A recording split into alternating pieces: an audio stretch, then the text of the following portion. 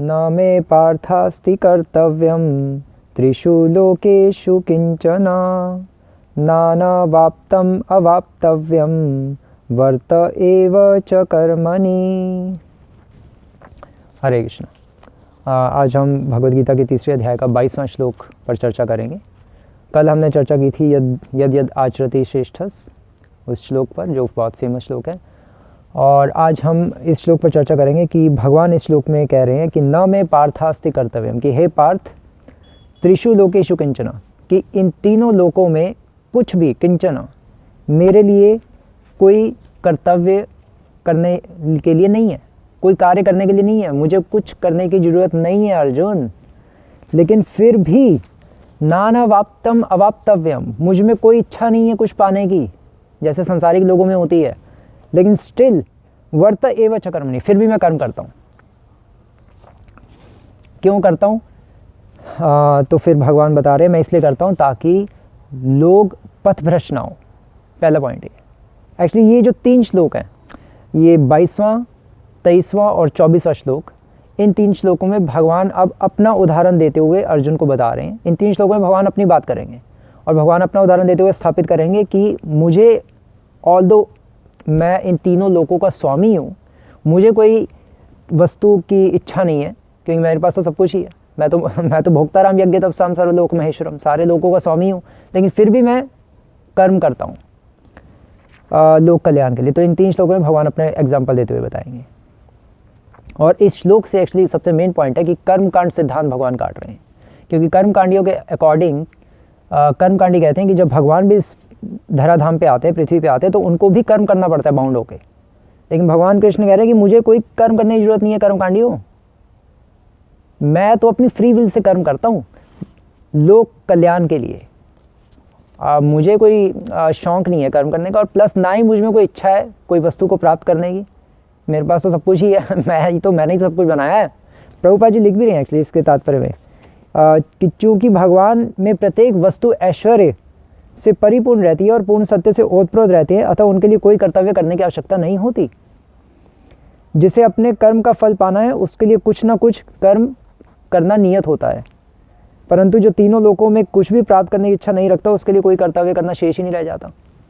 तो इसलिए श्रील प्रभुपाद लिख रहे हैं कि फिर भी क्षत्रियों के नायक के रूप में भगवान कृष्ण कुरुक्षेत्र की युद्ध भूमि में कार्यरत है, क्योंकि क्षत्रियों का धर्म है दीन दुखियों को आश्रय प्रदान करें। यद्यपि वे शास्त्रों के विधि विधानों से सर्वथा ऊपर हैं, फिर भी वे ऐसा कुछ भी नहीं करते जो शास्त्रों के विरुद्ध हो। श्री प्रभुपाद यहाँ एक्सप्लेन कर रहे हैं कि भगवान शास्त्रों के अगेंस्ट भी जा सकते हैं। भगवान अपना आराम से बैठे, भगवान को कुछ करने की क्या जरूरत, लेकिन फिर भी भगवान शास्त्रों के अकॉर्डिंग ही चलते हैं। हालांकि भगवान ने शास्त्र जीवात्माओं के लिए बनाए हैं, बद्ध जीवों के लिए, लेकिन फिर भी भगवान भी जब यहाँ आते हैं तो भगवान भी शास्त्रों को फॉलो करते हैं ताकि लोग कन्फ्यूज़ ना हो। तो इसलिए भगवान मीन्स मिस्टर परफेक्ट। तो भगवान जो भी करते हैं परफेक्टली करते हैं, सब सोच साच के करते हैं, अपने बारे में सोच के नहीं करते, हमेशा अपने डिवोटीज़ के और लोक कल्याण के लिए सोच के करते हैं। इसलिए भगवान को प्रिस्क्राइब ड्यूटीज़ करने पे कर्म बंधन नहीं आता। एक तो इसलिए नहीं आता क्योंकि भगवान नहीं बनाए हैं प्रिस्क्राइब ड्यूटीज़, नियत कर्म, और दूसरा इसलिए भी क्योंकि भगवान दूसरों के कल्याण के लिए नियत कर्म कर रहे हैं। जिस तरह से जनक महाराज दूसरों के कल्याण के लिए नियत कर्म कर रहे हैं प्योर डिवोटीज, उसी तरह से भगवान भी दूसरों के कल्याण के लिए ही नियत कर्म करते हैं, अगर जब करते भी हैं तो। ब्रज में तो नहीं करते, बट यहाँ जब करते हैं तो, जब कुरुक्षेत्र द्वारका या मथुरा में कर रहे हैं तो। ब्रज में इसलिए नहीं करते क्योंकि ब्रज में वो उनका घर है, घर में थोड़े ना कोई रूल्स रेगुलेशंस होते हैं, वो तो ऑफिस में होता है रूल्स रेगुलेशन।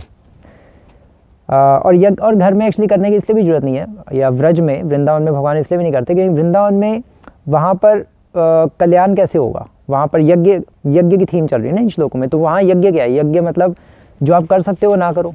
तो रूल्स रेगुलेशंस तो आप जो आप कर सकते हो ना करो, तो रूल्स रेगुलेशंस आप भगवान ब्रज में ही फॉलो कर सकते हैं, लेकिन नहीं करते। क्यों?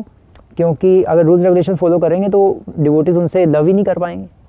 तो वहाँ वो भक्तों को प्रेम प्रदान करने के लिए रूल्स रेगुलेशंस तोड़ते हैं, और यहाँ पर लोक कल्याण के लिए रूल्स रेगुलेशंस फॉलो करते हैं। दोनों चीज़ें, अगर वो प्रिस्क्राइब्ड रूल्स फॉलो कर भी रहे हैं तो वो भी लोक कल्याण के लिए, और अगर प्रिस्क्राइब ड्यूटीज़ तोड़ भी रहे हैं व्रज में गोपियों के साथ रासलीला जैसे फॉर एग्जांपल, तो तब भी वो अपने भक्तों को आनंद प्रदान करने के लिए, उनको प्रेम का आदान प्रदान करने के लिए, तो वो दोनों एग्जाम्पल्स में भगवान दूसरों के बारे में सोच के, संसार में लोक कल्याण के लिए और व्रज में अपने भक्तों के कल्याण के लिए, या भक्तों को प्रेम प्रदान करने के लिए, इसलिए भगवान को कोई पाप नहीं लगता, कोई रिएक्शन नहीं आती। एक तो ये पॉइंट है।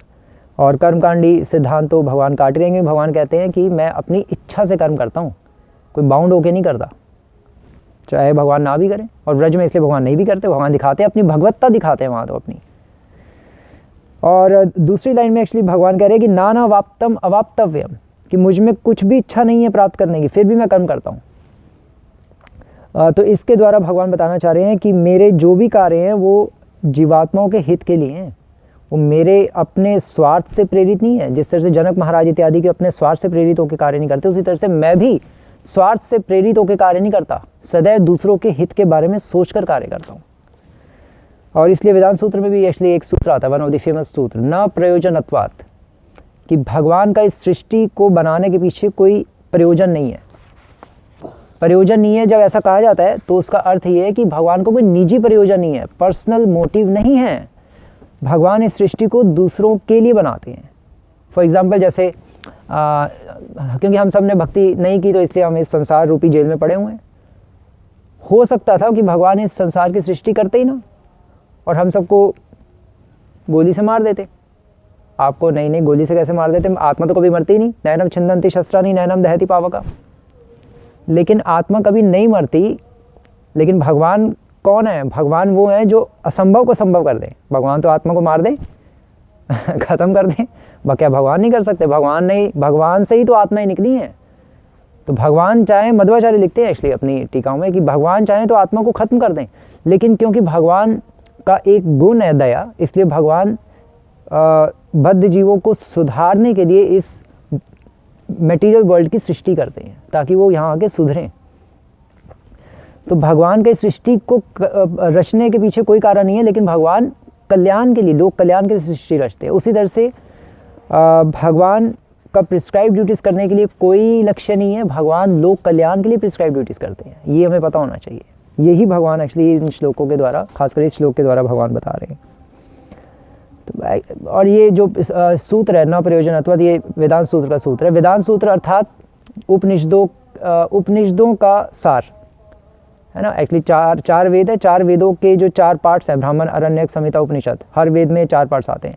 तो उपनिषदों का सार है वेदांत सूत्र।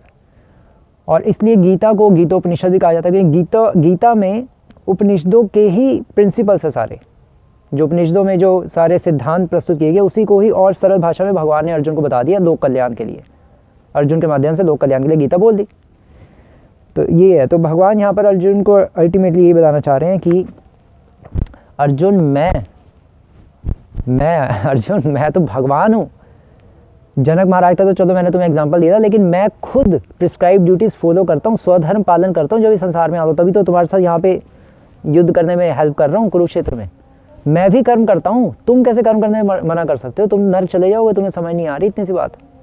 इसलिए तुम स्वधर्म अपना पालन करने से विमुख मत हो।